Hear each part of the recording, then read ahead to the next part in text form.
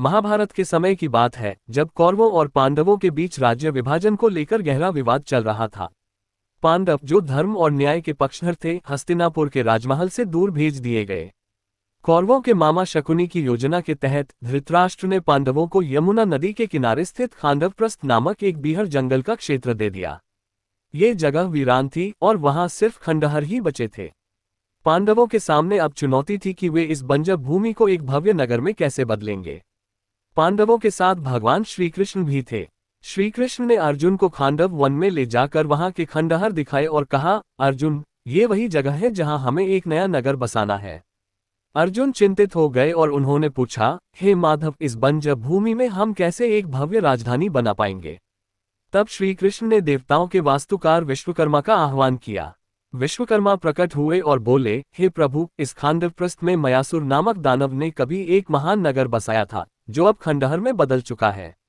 वह इस क्षेत्र को अच्छी तरह जानता है, क्यों न उसे ही नगर के पुनर्निर्माण का कार्य सौंपा जाए।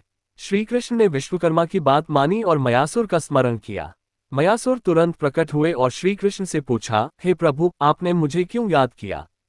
विश्वकर्मा ने मयासुर को बताया कि पांडव इस जगह पर एक नया नगर बसाना चाहते हैं। ये सुनकर मयासुर प्रसन्न हुए और उन्होंने पांडवों की मदद करने का वचन दिया।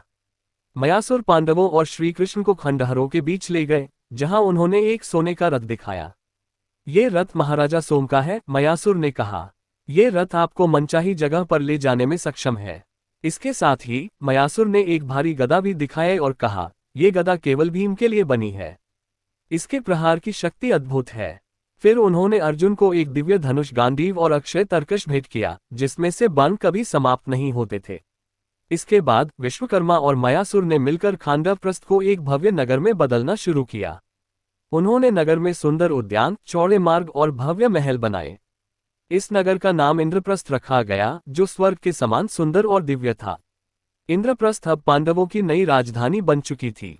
यह नगर इतना भव्य था कि जब कौरवों ने इसे देखा तो वे जलन और ईर्ष्या से भर गए।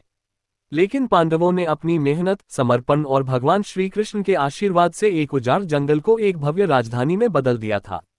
यही इंद्रप्रस्थ कालांतर में दिल्ली के रूप में प्रसिद्ध हुआ।